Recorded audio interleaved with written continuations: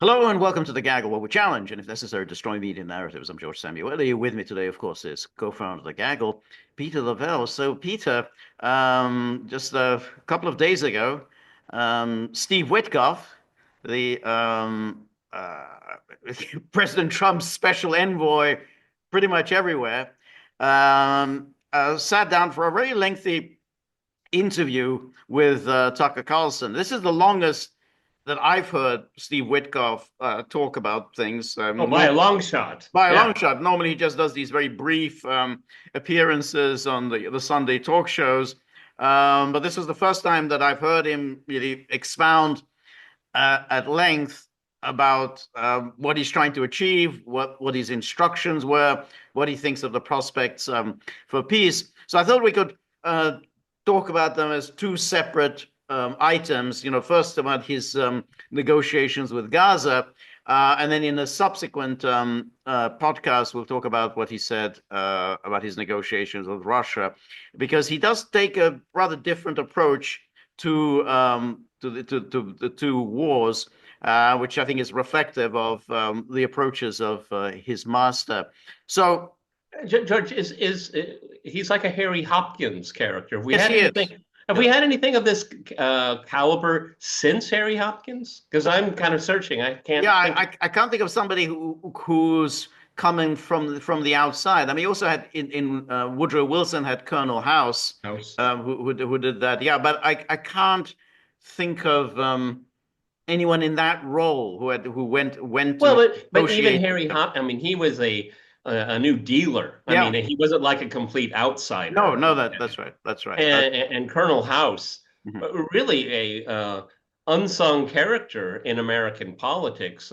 One of the things that Colonel House brought to Woodrow Wilson is electoral strategy, looking at specific congressional districts. You can win the whole state, but if you don't get that congressional district, you're going to lose. And it was a very pinpointed. It was the advent of 20th century electoral strategy. Right. Um, and before we go, I'm not sure what happened to Harry Hopkins. I mean, when FDR died, it's like his Yeah, timeline no, that's right. ended. With once FDR was gone, a lot of the FDR people were gone. Now he may have already been, I think, a little sick by the time of he was too ill to conduct anything for Truman. But he was There were the number of cases that people work themselves literally to death around FDR is extraordinary. right. The loyalty that FDR inspired in people, it was amazing. And the reason why I brought it up because Colonel House, as far as Woodrow Wilson was concerned, got ahead of the president's skis. Right. And Woodrow Wilson was one mean son of a, he was a mean guy, really mean. Okay. You cross him and he'll never speak to you again. And he never spoke to Colonel House again. Yeah, that's right. It was over the Treaty of Versailles. Right, that's right.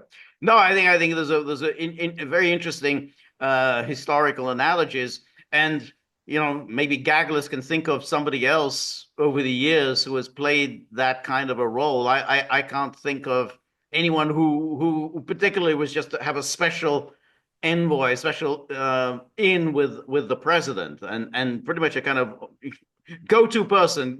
Hey, go Yeah. negotiate this, go negotiate that. So. I can't think of it. So maybe Well, that's presidents have had plenty of envoys, and most of them are very forgettable for good reason. right. But they're all apparatchiki. Okay, they're like for Syria, for Right. Iran, Iraq. They're all very cookie cutter type people. Right. Okay, Right. and that's what makes Steve Witkoff so interesting because he doesn't. Well, it was we'll see. He doesn't speak like anything that we've heard from No, government no, officials. no, no. It's very. I mean, it's not always convincing, but it's sure different. That's right. I mean, I suppose the closest might be, and it's not a very good analogy. I mean, Jimmy Carter undertook a variety of missions over the years, like he negotiated a nuclear agreement with North Korea. Didn't go anywhere, but nonetheless, he was entrusted with negotiating, and I think he did a variety of other missions. But it's not exactly an analogy, simply because Jimmy Carter was already a former president, and he had a certain prestige he could do these things. And Henry Kissinger did. But I would say you're absolutely right. But these weren't make or break for the president. No, no, It, no. it would have been nice. It's Right, more like blue ribbon panel stuff, right, fact finding right. and all of that. Steve Witkoff, the reason why well, we're even talking about him, the reason why Tucker Carlson wanted to talk to him is that we haven't seen this in No, a long, long time, and no. it's involved, and he's involved in two very high stakes crises. Negotiations. Yep, yep. That's So, right. That's so much exactly. ado. Let's go. No, that's it. That's exactly right. And one thing which I find, I mean, I want to look at the transcript of the interviews, but one thing that is, I can't, how difficult is getting past is his thick New York accent. It's like, it's almost like out of Central Casting, when he talks about, Saudi Arabia. It's the way he pronounces it. It's like, this is New York. I mean, it's like, this is, he got in with Trump many years ago. It's like, two New Yorkers we're on the Well, same page. it also says a lot. I mean, for people that have never been to America or those that have been, New York is still one of the last places where it's insular, okay? Very much so. Because New York, and specifically New York City, but New York in general, it's really the only place in America we have almost like a nation state nationalism. New Right. Yorkers, Right. okay? Right. It's very insular. Everything is, if it's not in New York, it's foreign, Right. and that could be Vermont, Oh yeah, yeah, everybody. yeah. That's right. No, I absolutely right. And indeed, Trump was the quintessential New Yorker before, he became a national figure through his TV show. But up until then, he was just quintessentially New York. I mean, it's like, he was the staple of New York gossip writers because he's just one of the characters who was always on the New York scene. But that's it. He was just a part of New York. I mean, no one ever thought of him on a national scale. So yeah, absolutely. And they're both in real estate. So they have that rapport on the subject. But anyway, as we know, he negotiated or rather forced the agreement on the part from Hamas and from Israel, the big ceasefire deal in January. And as we discussed the other day, Israel and only Israel, basically violated that ceasefire and essentially ignored the stipulations, the various things that needed to be done, such as on day 16, they were supposed to move on to negotiating phase two. It was a three-phase deal.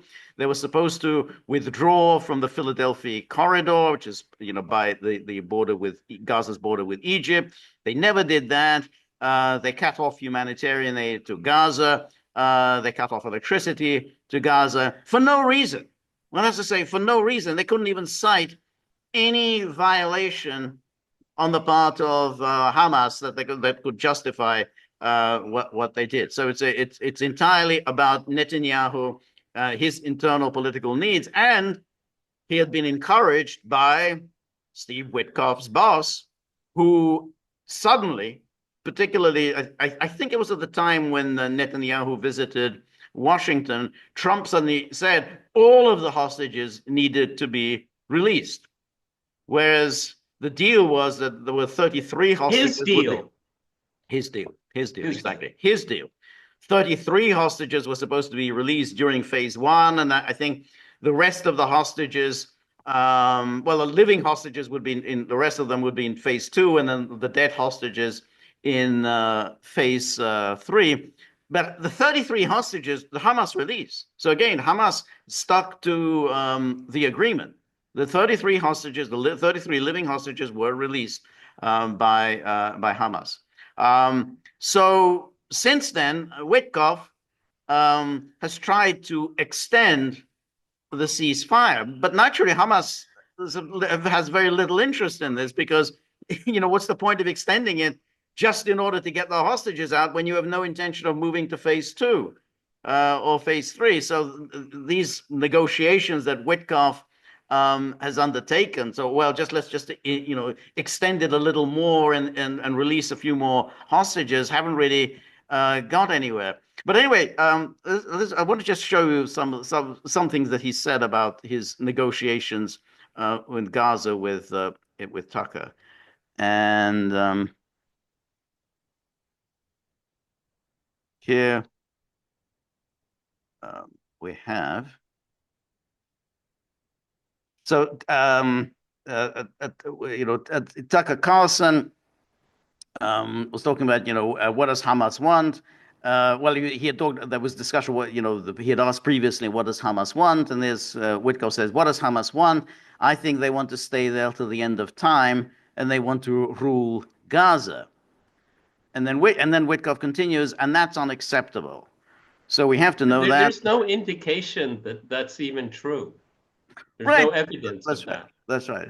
But as we'll see, Witkoff, who is a negotiator, says later on that, well, they could stay as long as they're disarmed, which is not what Israel. Israel pretty much says that they all of them have to be go and all of them have to be destroyed. But again, Israel has never really spelled out what its goals are. I mean, it never spells out what its goals are. So that's why all of these negotiations are very frustrating, because there's no end goal that Israel has ever outlined for what it would accept. Just destroying Hamas is completely meaningless, and even Witkoff sees this as meaningless.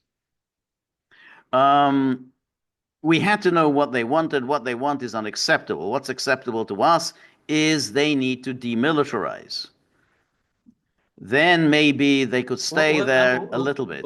I'm sorry, but what's acceptable to us? Who's us? Us, always a very good question, because when it comes to American negotiators, they 1 minute they're mediators, next minute they're partisans of Israel. So it's always a good question. Who's us? Israel's lawyers. That's right. But nonetheless, that's different from what Netanyahu is saying. They need to demilitarize, then maybe they could stay there a little bit, be involved politically. Netanyahu is not going to accept, Israel is not going to accept that they be involved politically, even if they demilitarize.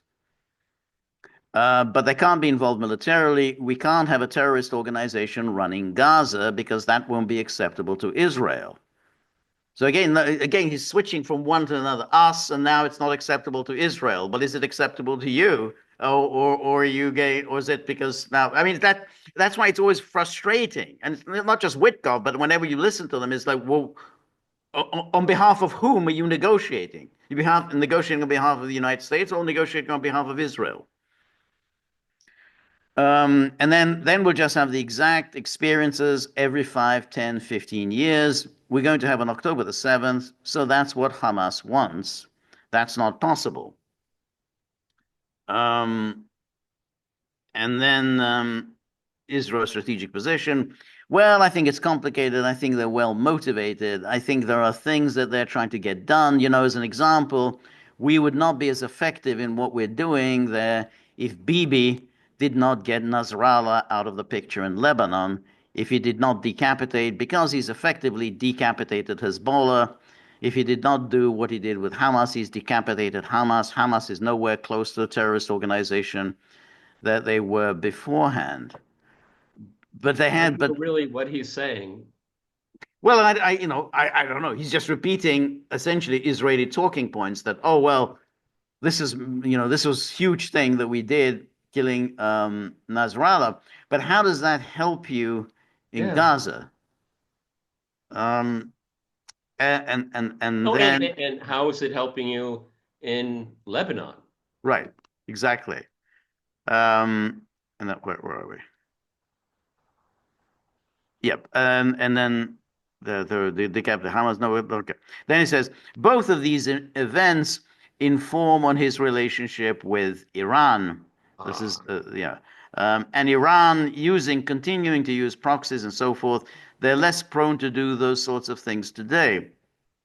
So again, he seems to buy into the whole Israeli story, design his story that Iran is the source of Israel's problems. But there's a real problem there, which is that your problems start off with 1948, if not before. for much of this time, Iran was an ally of the United States. It's very strange for you to say Iran is the central player in all of this when it manifestly isn't.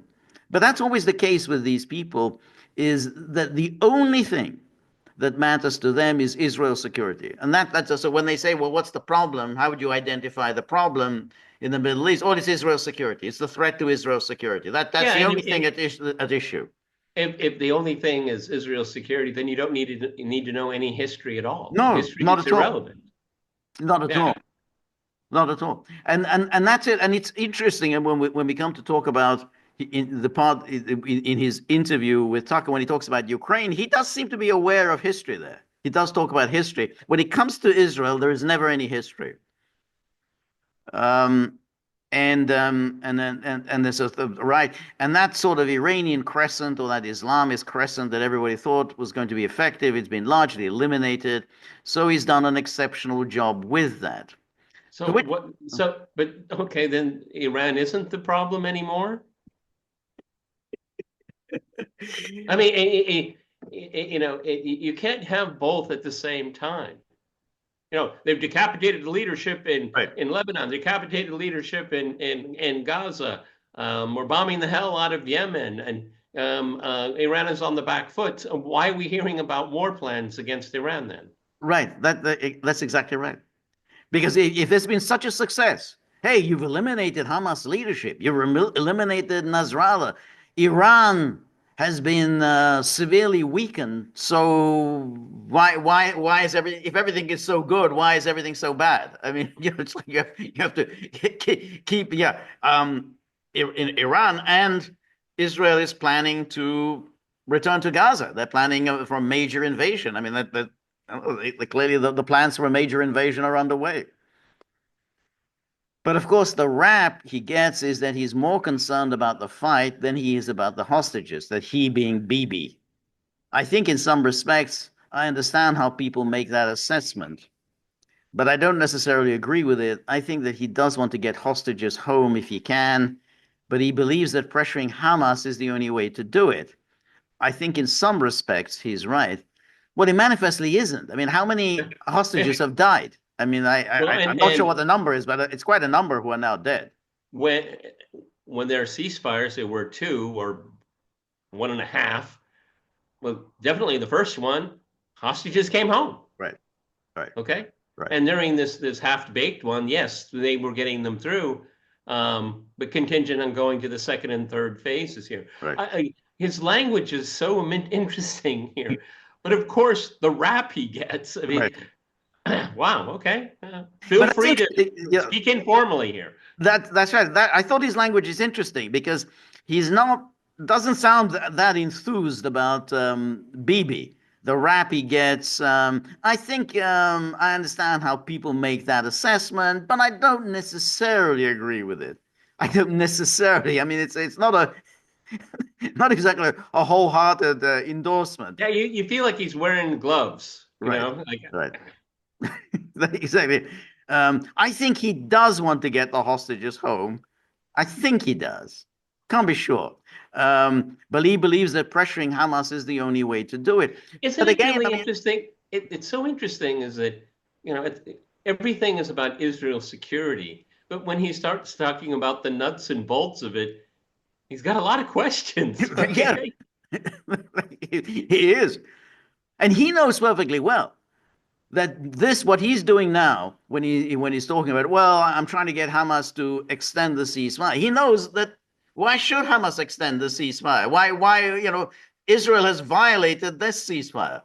I mean, Hamas knows exactly what the plot is. Hey, you get all the hostages out, and then you resume the war. I mean, well, why should Hamas accept this? What happened to phase two? So why would they do it? I mean, Witkoff knows this. That this whole attempt to pressure Hamas into agreeing has nothing at all to do with any kind of ceasefire agreement. It's just a way to get the hostages out, which means Hamas has no leverage. And Yeah, I mean, Steve Witkoff, I mean, let's think of this in terms of a business deal. Okay, you want to buy a property, you have a memorandum of understanding, And then the second stage is you go through the contracts, okay? And then you want to have to think about escrow. And then the third phase is you take ownership. Well, they just want to skip the second. We have a memorandum of understanding, and I'm going to take your property. That's Okay, right. Steve, you know it doesn't work that way. Of course not. You're absolutely right. So anyway, he goes on. So Tucker Carlson. Well, I completely agree. I think the core question is the map. You know, for thousands of years, it's been about the land. What does the map look like? Who controls what? And it's clearly had a destabilizing effect on some of the poorer, more populated countries in the region, specifically Jordan and Egypt. 100 million people in Egypt. I think it might be helpful for everybody if there was just a clear picture of when this is all done. Here's what we want the map to be. Then we can debate that. Do you have any sense of what the map would look like from Israel's perspective? Notice what Tucker's asking a very good question, because it is the key issue that Israel's supporters never want to address. What's the map? How do you envisage the map? Because of course, we all know Israel wants the whole of that territory of Palestine, the British Mandatory Palestine that Israel has always wanted. And therefore, there's no place there for West Bank or Gaza, no place there at all for Palestinians. Well, but also, I mean, I don't know how aware Tucker is of this. It's a good question, but for what reasons? I mean, Israel refuses to define its borders. Exactly for that reason. It goes up to the Litani River. Right. Does it go to the outskirts of Damascus? Will it eventually include Damascus?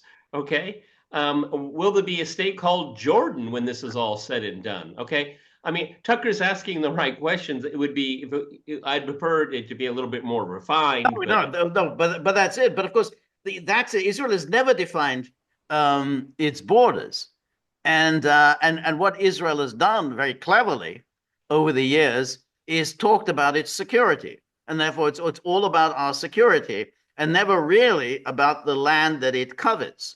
And so everyone is always believed the Israeli profession. Well, we want peace. You know, we're ready to settle. You know, we want to live side by side with our Arab neighbors. We're not coveting anybody's land, and they've been very clever about this. Yep. Now, the fact was that in 1967 they seized all that territory.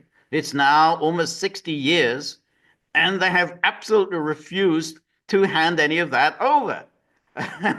Well, I mean, Israel's definition of security is not having any neighbors. No, that's it. That's it. But as long as we're talking about security and Israel's right to exist and Israel's right to secure borders, then we're not talking about, well, what's the map? What's the map going to look like? And then Witkoff, then look at. So I would say the goal begins with how do we deal with Iran? Iran's nowhere near Israel.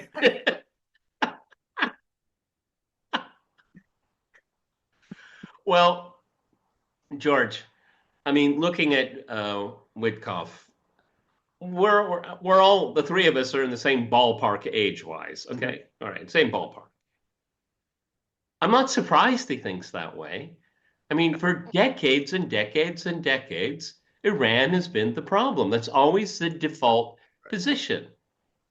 Okay, because the United States has its own gripes with Iran historically. Okay, George is absolutely right. I mean, if you go from the Second World War to the present, I mean, up until the overthrow of the Shah, I mean, that was the crown jewel of the United States in the Middle East, not Saudi Arabia, everyone, Iran. Iran.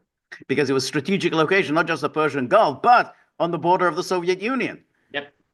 So it was absolutely was the jewel. And that's why he was such a cultivated figure, the Shah of Iran, even though his incompetence was manifest, but the Americans continued to overlook it because, as you said, this was the jewel of the Cold War strategy in the Middle East.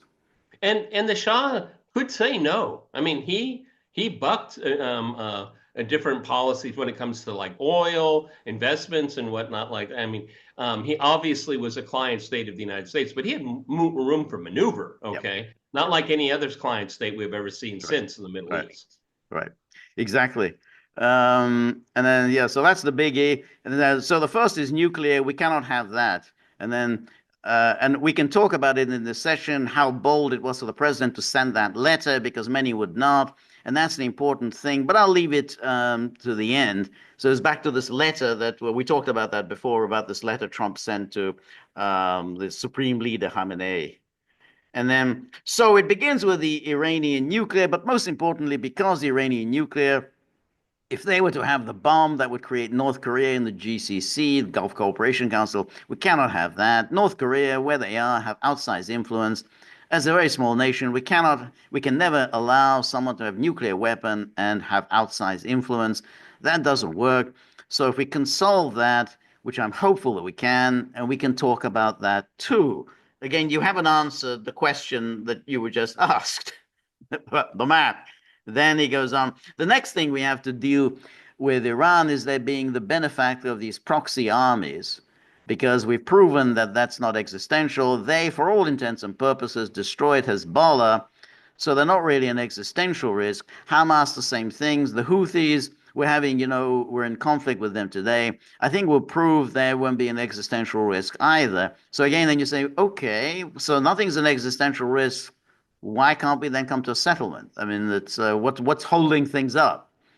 But if we can get these terrorist organizations eliminated as risks, not existential, but still risks, they're destabilizing risks, then we'll normalize everywhere. I think Lebanon could normalize with Israel, literally normalize, making a peace treaty with two countries. That's really possible. This is the fatuous notion that somehow if we eliminate these supposed risks to Israel, there will be a settlement. That the only thing preventing a settlement is these risks to Israel. So Israel's security is the only thing that matters, and that's how he's thinking. In this roundabout way, he's getting to the point. Well, if we can remove all of these risks to Israel, then there'll be a settlement in the Middle East. Finally there'll be a settlement. Where, of course, we know that that's exactly the opposite. The moment you start removing risks to Israel, then Israel creates these risks. We've known this, ever since the PLO in the 1980s said, we are ready essentially to accept Israel. We're ready for a very small sliver of territory. We're not going to get Palestine back, a sliver of territory. That was the moment when Israel unleashed its fury against the PLO. Well, the real security risks, the only security risk really in the Middle East is Israel's intentions on its neighbors. Okay. I mean, Syria, well, it doesn't have very many security risks anymore because it doesn't really exist anymore. Okay.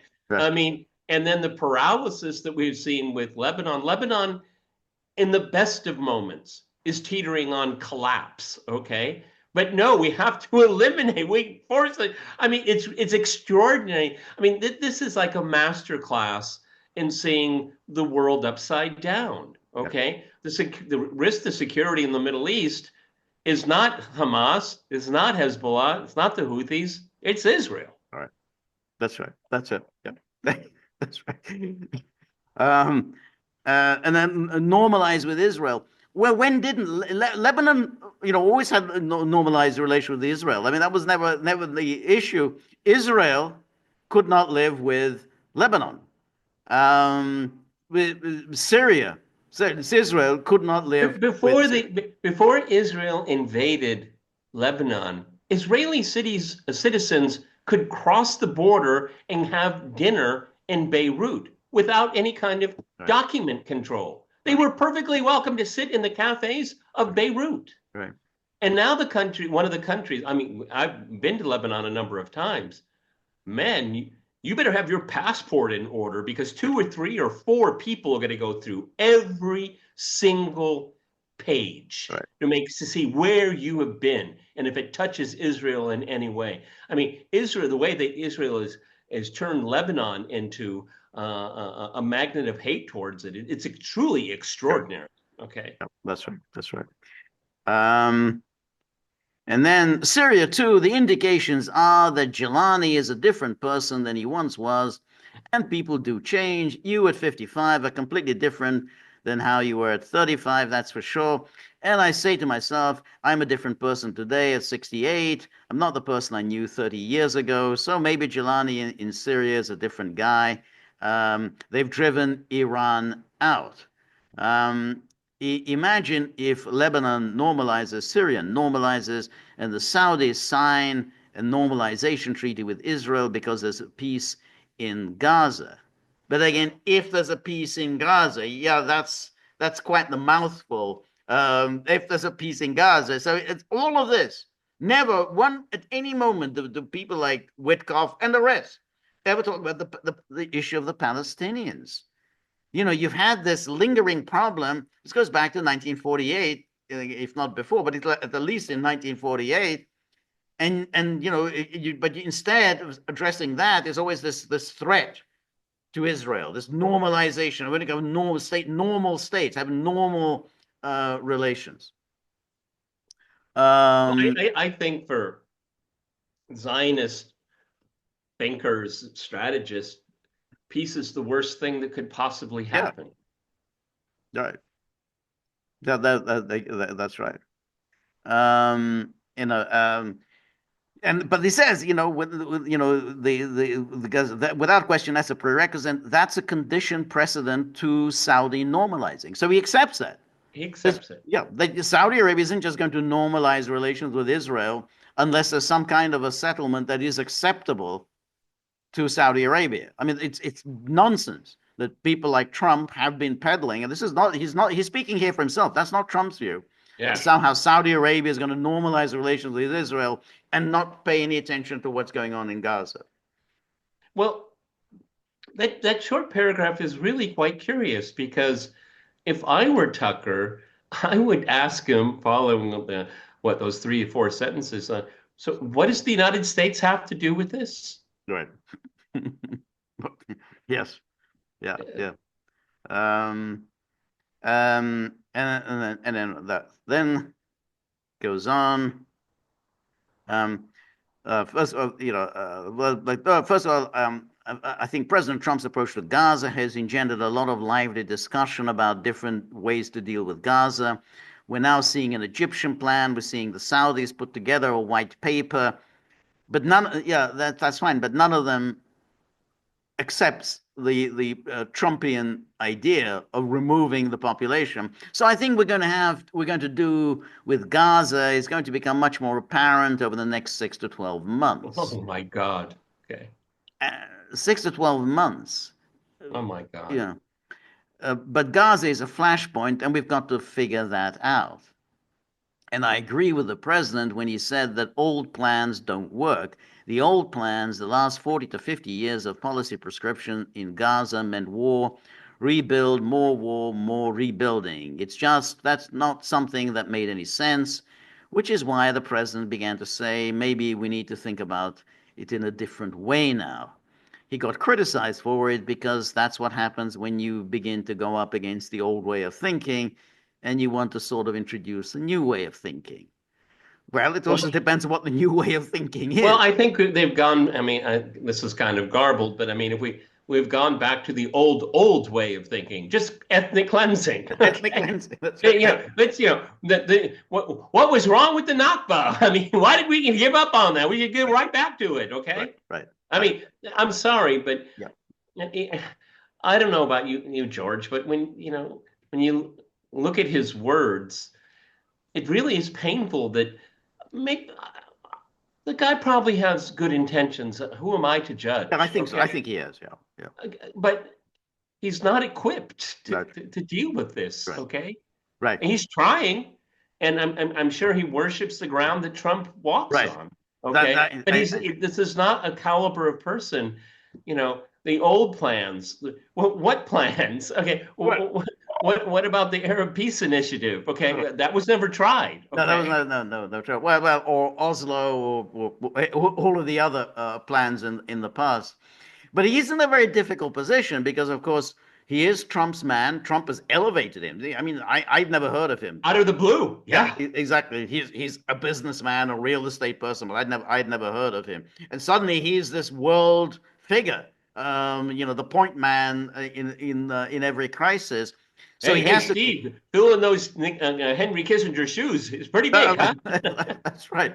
And um, so, but he knows, and you can even pass these words because he goes to Egypt, he talks to Egypt. He knows this is a ridiculous idea. He knows perfectly well Trump's idea is ridiculous, and no one in the Middle East is going to buy into any mm, forcible removal of millions of people, which is what Trump envisages. And when Trump starts talking about, well, maybe voluntarily they're going to go, they're not going to go voluntarily. So you're talking about coercion. And he knows this is nonsense, but he has to, yeah, he's not going to criticize the boss. He has to, oh yeah, well, this is new way of thinking. Got to really, really break the old paradigms. Um, and then Tucker asks one question. I don't know if it's answerable. I was talking to some Israeli government people yesterday, and here you have October the 7th, obviously traumatic to Israel, but you get the destruction of the leadership of Hamas. You broke Hezbollah. Nasrallah is dead. No one ever thought that was going to happen. I was there for the 2006 war. I didn't think it would happen. Anyway, what happened, and Bashar al Assad's gone from Syria, and there's more kind of a pro Israel Jelani leader in Syria. So those seem like massive wins from an Israeli perspective that nobody thought were possible. And yet I detect in the people I know in Israel a feeling like they feel more under threat almost. Do you feel that? It's getting to the nub of it. Well, if everything's so great, and you've done all these things, you've assassinated, you've decapitated the leaders. Well, how come then you can't move to the next phase? Well, so just come to a peace agreement. Yeah, settlement. That's right.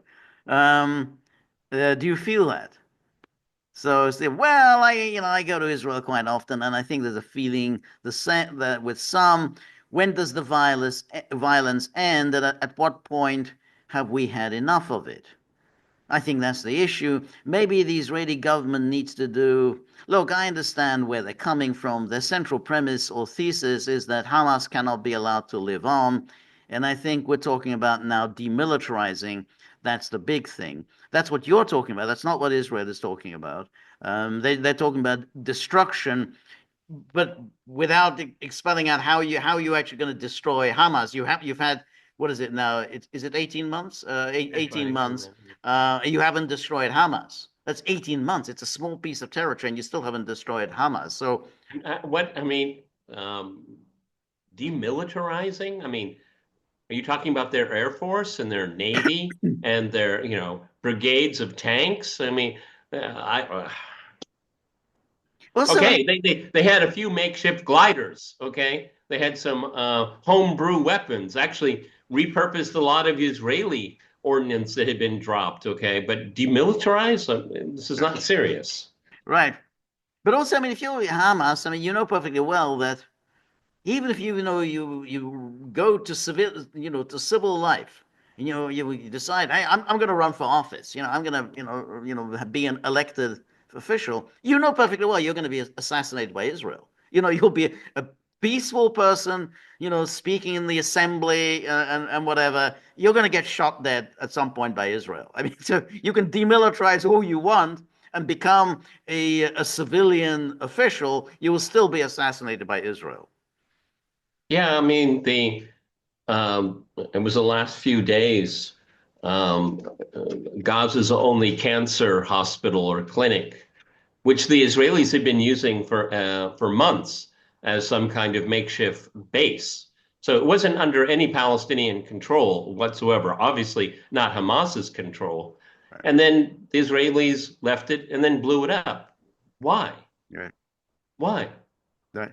Because the goal has never been to destroy Hamas. What it is to destroy Gaza, Right. destroy civil society, Right. destroy any kind of semblance of ability to live and to, any kind of modern definition of living. That's what the goal has been. Right. And you would think that they had essentially achieved that. Right. Okay. Right. But they're not. But that's the problem, that the Palestinians will not go. However awful the life they have is, they will not go. And that's when Trump says, well, we can, they will voluntarily, we're going to build such a wonderful city for them somewhere or other. They're going to want to leave. They're not going to want to leave. It's just simply, they absolutely refuse to go. The moment the ceasefire took hold, they all moved back in, absolutely moved back to the northern Gaza. You think, well, why would you want to live there? But no, absolutely, they're not going to go. Um, and then I don't think anyone has a feeling that you can just sort of kill off Hamas. It's an idea, right? That's what Hamas is about. It's an ideological idea, but they can't be allowed to ever again foment alongside the Muslim Brotherhood, alongside Islamic Jihad. Notice what he's just said here. I don't think anyone has a feeling that you can just sort of kill off Hamas. It's an idea, right? That's what Hamas is about. It's an ideological idea, but they can't be allowed to ever again foment alongside the Muslim Brotherhood, alongside Islamic Jihad. You've just said you can't kill off Hamas. And then in the next sentence, you're saying, but they can't be allowed to ever again foment alongside the Muslim Brotherhood, alongside. So this idea, if if you could, can you hold it? Can you talk to it? Because whatever it is, it can't be alongside the Muslim Brotherhood. Right, right, This is like a unparalleled sentence. You're talking about an idea, and then you're talking about organizations. right, right, right. But he's more or less saying that you're not going to kill off Hamas. It's just it's the Israeli goal is a ridiculous one. That ultimately Israel cannot kill off Hamas. I mean, he's saying that what Netanyahu is saying is just totally ridiculous. That cannot be done. That's not achievable. He's had 18 months to do it. They were all groups that are operating in Gaza today. We just can't have another October the 7th again. Now, October the 7th was like 9/11. What 9/11 was in the United States, October the 7th was the Israelis' version of. Yeah, well, everybody, can you go back, George? That's interesting what he talks about 9/11 in October 7th. I think all you and I would agree that 9/11 is a formative moment in modern American history. I think there's no doubt about that, okay? And I'm willing to say the same thing about the Israelis. But what happened in Israel isn't an extension of our 9/11, okay? No, that's a separate country, okay? Because all what you saw through mainstream media is we can never allow this happening. Israel can't allow it to happen again. It's not ours, okay? But that's how it's always formulated in the media. Is that October 7th was an affront, an attack on us, okay? And Steve Witkoff is, he's expressing that, okay? Is somehow that's an extension of us. That tragedy is an extension that affected us in the same way. Well, no, it didn't. Right. It's wrong. Right. Yeah, but I think there's also the problem that I mean, if you're going to go back to how the United States responded to 9/11, then you say, well, that wasn't really a very good response. Yeah, that's an understatement. Yeah, exactly. You got into a 20-year occupation of Afghanistan. We achieved, it's hard to see what exactly you achieved, and then you invaded Iraq and knocked over someone who had nothing. Zilch, Saddam Hussein, who had nothing whatever to do with 9/11. So it's not, if you're going to bring up 9/11, it's that's an example of how not to respond to a national trauma. It's a little like with Keir Starmer talking about the coalition of the willing. I mean, he keeps repeating it. And it has how did that bad work associations. How did that work out? Anyway, he goes on. Well, we're going to need a very good plan on Gaza. It's going to begin with that. We're going to need stability on Gaza. Stability on Gaza means some good people come back. Some people come back, but it could mean some people don't come back. How are you going to decide who comes back and who doesn't? But anyway, and what gives you the power to decide? Exactly. But I believe that we have to get to a place where people can live a better life in Gaza, and we have to have a plan for that. Well, then maybe don't blockade it. that may, yeah, But, a little detail like that's that. right. Yeah, blockade. Yeah, maybe. Yeah, let in humanitarian aid. Just that sort of thing. And it says where people can live, and then we have to have a plan for that. That involves housing, but it also involves these people's aspirations. What's going to happen for their children? Are their children like our children? You want better for your kids. I want better for my kids. I want them to have to go and get an education to be self-sufficient. All very good. Good And American values there that's for right. Yes. Palestinians. And then I don't think Gazan people have ever really had that opportunity for their families. We have to give them that opportunity or find pathways for them to pursue those opportunities. That's what President Trump was talking about when he talked about a new way of thinking about Gaza. So we're going to attempt to ascertain different development plans for Gaza. Could involve the word two-state, could not involve the word two-state. Well, there could be, but the one thing you can't is not you can't coerce. I mean, because what Trump was saying, he seems to have backed away from that. I mean, but Yeah. he's saying mass coercive expulsion of 2 million people. That's what he's saying. I mean, all this fancy talk about we're gonna build these wonderful villages somewhere where they can live. I mean, you basically talk about mass expulsion. That's that's a non-starter. So all the rest, well, maybe we're going to be in housing and so on. Well, what's stopping housing? Well, let me think. Israel isn't going to let in any concrete. I mean, Norman Finkelstein has said they're not going to let in any concrete into Gaza because the Israelis will say, well, Hamas is going to use the concrete to build tunnels. So that's that. There's no concrete, which means there'll be no new housing built. Um, Tucker said, well, what about that? You don't hear that anymore. I mean, for my whole life, the stated aspiration was a Palestinian state, like an actual state. And then the debate was over what it would look like and who controls utilities and airports and all that stuff. But lots of details to hammer out. But man, I haven't in the past 5 or 6, 10 years heard anybody in authority even mention it. Well, I wonder why that is. Yeah. Steve Witkoff. Well, because you use those words like a flashpoint, right? I could be attacked for it. To me, it's just a word, right? What two-state to me means is how do we have a better living prescription for Palestinians who are living in Gaza? Let's get to that place. Yeah, but the Benjamin Netanyahu, the longest serving prime minister of Israel, that has been his calling card for his entire political career, is not to have a two-state solution. Right. So, I mean, maybe Steve, maybe as you refer to him, have a talk with Bibi about that. Right. That's it. So well, better living prescription. Well, is Israel going to provide this better living prescription? Well, because well, I mean, if you blockade this, then you don't have the better living prescription. Um, and then, but it's not just about housing. Maybe it's about AI coming there. Maybe it's about hyperscale data centers being seeded into that area because we need to have that. We need to have that, and these people can now take advantage, and we can create jobs for them there. This is kind of standard American Yeah. gobbledygook. You're not addressing the main problem, but then you can start talking fancy stuff. Yeah, high tech, AI, Well, yeah, I mean, yeah, maybe it's about pharmaceutical manufacturing coming there. right. But don't you need a building to do that? And don't most buildings use cement? I mean, Yes, George, again, it's almost no, it isn't almost. It's just simply painful.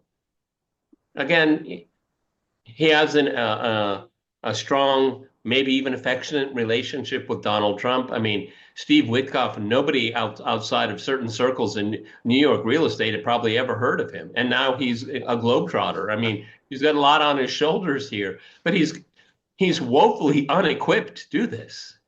well, he's unequipped because Trump hasn't really given him a mandate where he can negotiate anything. I mean, initially when he went in and laid the law down to Bibi, his good friend Bibi, then he said, okay, well, Trump has has a clear vision. He wants this war to come to an end, and he's willing to bang heads in order to get there. But then Trump had a complete change of heart, abandoned that whole project, and then started talking in this loony way about creating this Riviera of the Middle East, and then telling Netanyahu, well, if I were you, I wouldn't wait to get all the hostages out. This is you're going against your own peace agreement. So in a way, I mean, Witkoff is left. What's to negotiate? I mean, Trump is no longer wants you to be a kind of an impartial mediator. I mean, he wants you to advocate on behalf of Israel. When you keep saying we, I just have to, who is we? Right. Right. Yeah. But I just love this jobs. Maybe it's about blockchain and robotics coming there. Yeah, I like the robotics. You kind of need a few desalination plants there first. You got to make sure there's drinking water if you're going to have a blockchain and robotics. Well, maybe are you thinking of robotics as prosthetic limbs, because they're going to need a lot there. Yeah. And maybe it's about pharmaceutical manufacturing. We can't rebuild Gaza and it'd be based on a welfare system. We have to give people prospects, economic and financial prospects. Yeah. Well, stop killing them first. And then we have economic and financial prospects. And then Tucker Carlson, do you think there's hope for a cessation of violence in Gaza, like soon? I do. I mean, I'm not at liberty at this moment to talk about, but I think there have been signs. I think the Israelis going in some respects, unfortunate, and in some respects falls into the had to be bucket. It kind of had to be. Hamas was not responding, and their responses were unreasonable. How are they unreasonable? You went to Israel broke the agreement, and then you said, well, would you extend an agreement that Israel has already broken? I mean, and Hamas said no. I mean, how is Hamas being unreasonable? I mean, that's what it was. I mean, you went in, extended an agreement without any prospect of a phase two, just so that we can get the hostages out. And then, Hamas has responded. So it had to be. Israel had to do this. Look, I warned everybody at the Arab Summit. We presented a proposal at the Arab Summit 2 weeks ago that was reasonable. That was a bridge to get to a peace deal, a bridge to get to demilitarization of Hamas, and a discussion about an enduring truce. That's what I was presenting 10 days ago. And Hamas, their reaction was completely inappropriate. I warned everybody that this was going to result in some sort of military action, not because I did not know before the Israelis went in. I just sensed that was going to be the only alternative based on Hamas's reaction. Well, I mean, what is going on here? Acting on the behest of your boss, were led to believe that you forced a ceasefire the day before Donald Trump was inaugurated president. Okay, and so now you're saying let's have another agreement in lieu of that agreement. That's right. I mean, gentlemen, stop doing that. Sit down. I apologize to everyone. Go ahead. Good. No, that's right. But in this agreement was no agreement at all, because that at least was an agreement. That was a serious agreement. This is just simply extending something that Israel had already clearly shown that it had no intention of sticking to. It had already said we're not going to phase two. We're not moving to phase two. They're just willing to extend the ceasefire until just to get the hostages out. That's all Israel. And then once you have all the hostages, well, we don't need phase two. We don't need phase two. I mean, so Hamas's reaction was inappropriate. How else? I mean, if he was doing a negotiation with anybody, I mean, is that you think that was inappropriate? Actually, we're not going to actually pay you the sum of money that we promised to pay you on this particular day. Keys. Just give me the keys. They gave me the keys, exactly. And then we may be able to reverse things, or we may be able to use this to get Hamas to be a whole lot more reasonable, because they have a lot of sway there, and they impose that sway at the point of a gun which is why we have to demilitarize them. So they have to. We're going to get Hamas to use the gun in order to force an agreement, and then we're going to take away those guns. Well, Well, that sounds like a plan. um, uh, have you heard of a polling agency going in and getting a focus group in Right, Gaza? So what do the people of Gaza actually right, think? We have no idea. right, Okay. right. Um, and anyway, we need real elections in Gaza. There has to be a whole new way of thinking. We need a real security force there to ensure Israel to ensure to Israel that they're not going to have a problem long term. If Israel thinks they're going to have a problem in Gaza because Hamas is going to be there long term, this is never going to end. It's Well, never see, going to. everybody, Sure. see, this is the perverse logic that Western audiences are pumped with day after day, decade after decade.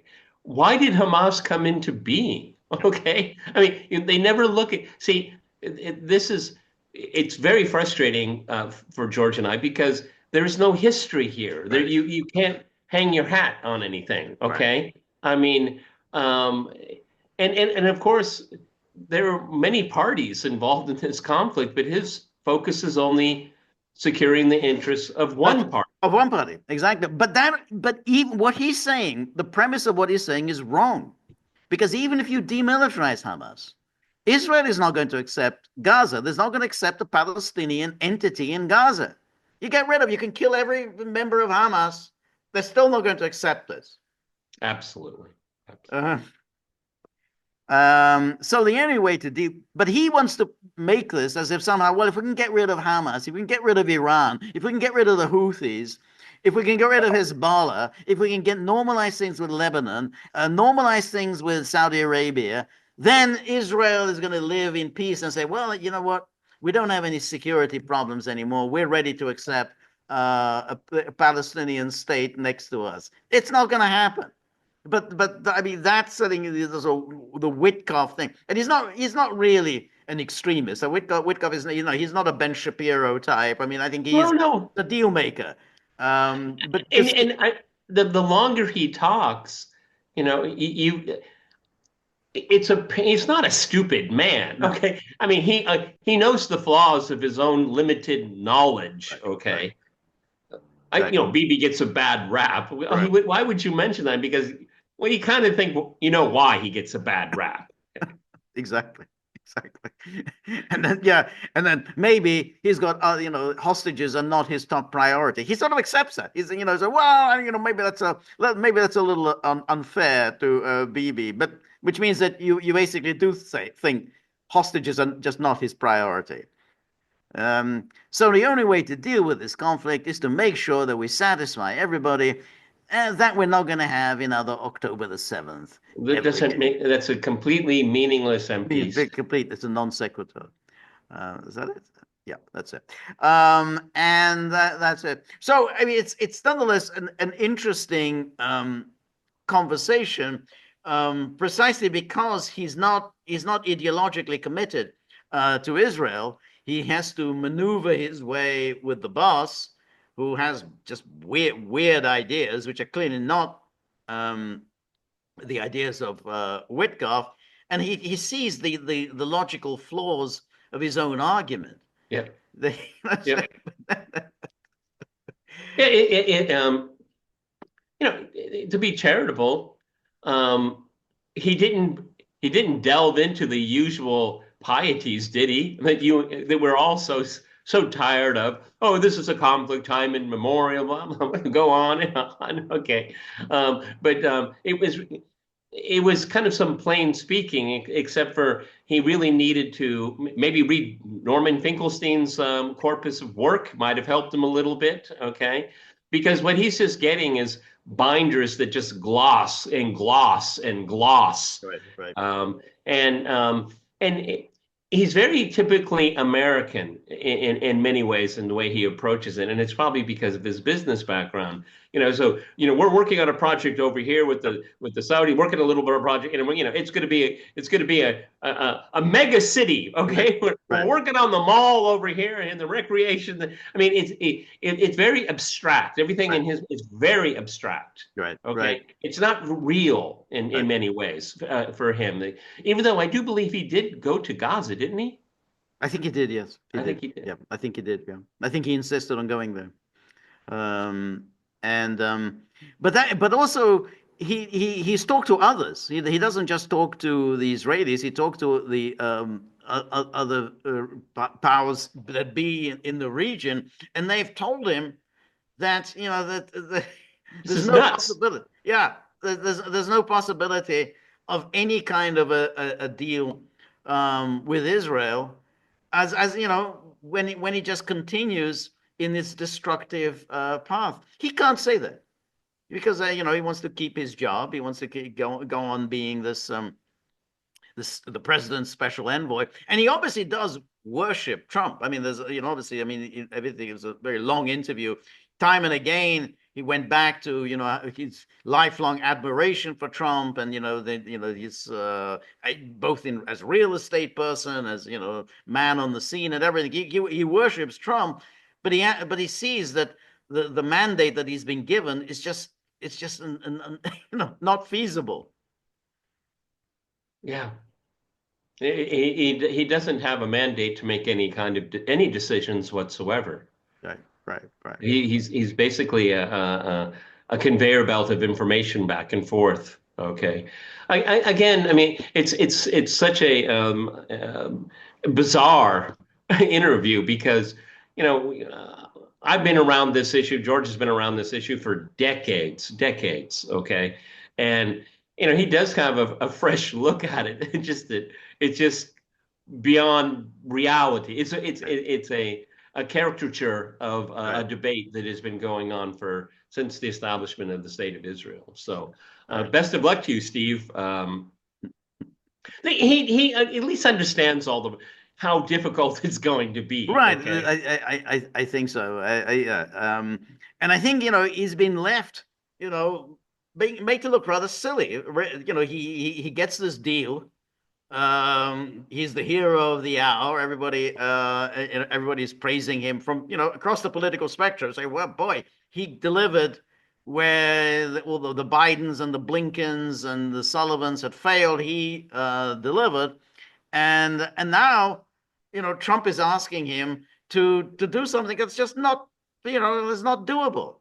As somebody who's an experienced negotiator, he's been around, doing complex business deals. He knows this is ridiculous. I mean, I went to the Arab summit and the Hamas's response was inappropriate. Well, it was perfectly appropriate. That's what you do. If you've broken an agreement, they're not going to say, well, we'll just extend an agreement that you've already broken. I mean, so yeah. I mean, I think that what Trump wants is Steve Witkoff. It's kind of like we're having a problem with the union at the docks. Go down there and fix it, straighten it out for me. Straighten those guys out, okay? Yeah. And don't be shy about it. and he's probably very good at it. That's the kind of thing that he's probably very good at. But for some reason, Trump had a change of heart, and I think then the Witkoff deal is no deal at all. I mean, is I think left without a mandate to negotiate. And we'll do it in a few minutes here. I think at a certain point, Witkoff, at least my sense of it, watching the interview, is like, why don't we talk about something else now? I think so. All righty, that's kind of where we stand here. I didn't think it was a good interview. I think that Tucker wasn't at his best in this. And historically, Tucker's shied away from this issue. Okay, no. I think that's right. I think Tucker wants to have congenial conversations. I mean, he doesn't want to have challenging interviews. I think he doesn't want to. Oh, in this new iteration of Tucker, there's no conflict. No conflict, and I think that's the problem with that kind of this new type of format that you get in the alternative media, which is you don't really have an interview, you have a congenial conversation, which is very nice. but you don't really, get issues addressed the way they should be. And I think it's clearly there. Tucker asked questions, but he did it in a slightly polite, half-hearted way, and therefore, didn't really press him. All right, everybody. Next up is Steve Witkoff and Ukraine and Russia. But in lieu of that, this is a Gaggle with Peter and George. We're on Locals, so please go to thegaggle.locals.com. This is part of our Sunday mega wrap, as we want to do. Tomorrow we have, with God's grace, and after 3 Hail Marys and a rosary, we'll hopefully be doing a live stream at 10 o'clock Eastern time. That's right. And then George is back out in the bullpen doing solo on Tuesday. Tuesday, exactly. And then you got to look at these dogs. I mean, Peter's having a lot of problems with these dogs. Well, everybody, I want to admit, okay, I'm not going to hide it. I saw them piss there as we were starting. Okay, I don't know what I was supposed to do. Stop, clean it, okay, Yeah. or just stiffer upper lip. Okay, they do it because they're angry that I'm not giving them attention. I'm talking to a computer screen. And they're saying, "Who is George? Who is George to us?" Okay, That's right. That's right. Who is this guy you keep talking to? Yeah, and that's their protest. Okay, that's right. But they're also protesting about the tip jar situation. I mean, that's their. Luckily, it's only in that. Then sometimes they just go straight for the throat.